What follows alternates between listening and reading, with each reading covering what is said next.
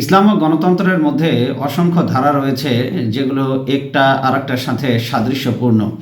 গণতন্ত্রের অসংখ্য ধারা ইসলাম থেকে সরাসরি গণতন্ত্রে অনুপ্রবেশ করেছে। তার মধ্যে 5 নম্বর ধারাটি হচ্ছে সাম্য ও সমান অধিকার। মানুষে মানুষে ভেদাভেদ নেই, সকল মানুষে পরস্পর ভাই ভাই। যোগ্যতা ও সামর্থ্য অনুযায়ী রাষ্ট্রের সুযোগ সুবিধা ভোগ করার দ্বার সবার জন্য অবারিত থাকবে। গণতন্ত্র এই মহান আদর্শকে রাষ্ট্রের বিভিন্ন কর্মকাণ্ডে প্রতিষ্ঠিত করার কথা বলে। ইসলামীয় মানুষ হিসাবে সকলেই সমান মর্যাদার অধিকারী। রাসূলুল্লাহ সাল্লাল্লাহু আলাইহি ওয়াসাল্লাম যে সাম্যের শিক্ষা ও নজির স্থাপন করেছেন, পৃথিবীর ইতিহাসে তা আর নেই। মানুষে মানুষে ভেদাভেদ ও বৈষম্য যখন সমগ্র দুনিয়ায় চরম অশান্তি ও বিপর্যয় সৃষ্টি করেছিল, তখন ভেদাভেদ ও বৈষম্যের যাবতীয় প্রাচীর ধসিয়ে দিয়ে তিনি সকল দেশের, সকল গোত্রের, সকল বর্ণের, সকল ভাষার লোকদেরকে নিয়ে গড়ে তোলেন এক বিশাল ভ্রাতৃ সমাজ। সেখানে আমির, গোলাম, সাদা, কালো, হাবশি, রুমি, ইরানি, আরবি সবাই একে অপরের ভাই ভাই হয়ে তারা বসবাস করতে শুরু করে। কারো সাথে কারো কোনো বিভেদ ছিল না। প্রত্যেক ব্যক্তি তার স্বাভাবিক যোগ্যতা ও সামর্থ্য অনুযায়ী অগ্রগতি অর্জন করতে পারত। অগ্রগতি অর্জনের সকল দুয়ারই সকলের জন্য সমানভাবে উন্মুক্ত ছিল। আরবের কুরাইশদের বংশমর্যাদার অহংকার করত তারা।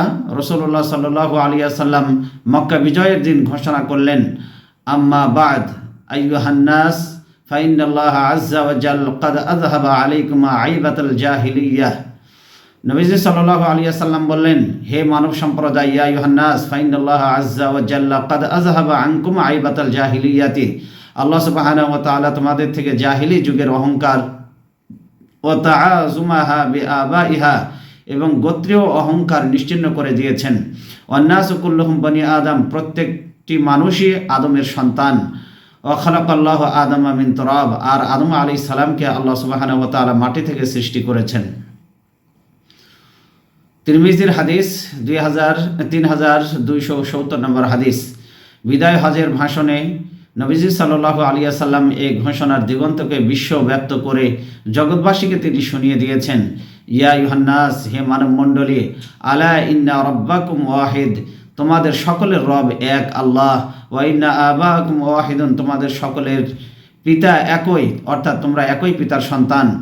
আলা লা ফাজলা লি আরাবিয়্যিন, এখানে নবীজি সাল্লাল্লাহু আলাইহি ওয়াসাল্লাম বললেন, ওয়ালা আলা লা ফাজলা লি আরাবিয়্যিন আলাল আ'জামিয়্যি ওয়ালা লি আ'জামিয়্যি আলাল আরাবিয়্যি ওয়ালা লি আহমারা আলাল আসওয়াদা ওয়ালা আসওয়াদা আলাল আহমারি ইল্লা বিত্তাকওয়া।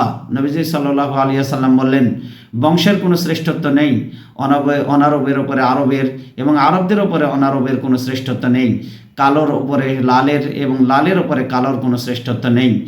নবীজি বললেন, ইল্লা বিত্তাকওয়া, তাকওয়াই হলো শ্রেষ্ঠত্বের একমাত্র মাপকাঠি।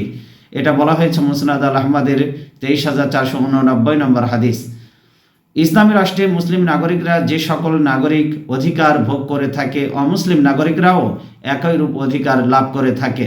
ইসলামী আইন বিত্তাবিদ, অর্থাৎ ইসলামী আইন তথ্যবিদগণের ভাষায়, ইন্না লাহুম মা লিল মুসলিমিনা ওয়া আলাইহিম মা আলাল মুসলিমিন, মুসলিমদের জন্য রাষ্ট্রে যেরূপ অধিকার ও সুযোগ সুবিধা রয়েছে, তাদের জন্য ঠিক একই রূপ অধিকার ও সুযোগ সুবিধা থাকবে।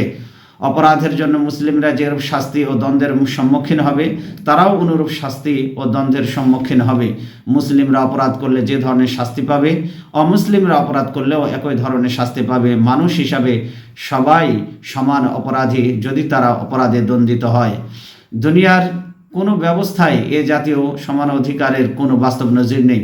পাশ্চাত্য গণতন্ত্রে কাগজে কলমে রাষ্ট্রের সকল নাগরিককে এক জাতি আখ্যায়িত করে সমান মর্যাদা ও অধিকারের কথা বলা হলেও কার্যত কখনো বাস্তবায়িত হয়নি। ভবিষ্যতেও কখনো হবে কিনা তা বলা দুষ্কর। এখানে জাতীয় বর্ণ দলগত পার্থক্য প্রবলভাবে মাথা চাড়া দিয়ে ওঠে। সংখ্যাগুরু কর্তৃক সংখ্যা লঘুরা বরাবরই অবহেলা, বঞ্চনা ও নির্যাতনের শিকার হয় এবং তাদের প্রাপ্য অধিকার থেকে তারা বঞ্চিত হয়। কিন্তু ইসলাম সকলের সমান অধিকার নিশ্চিত করেছে।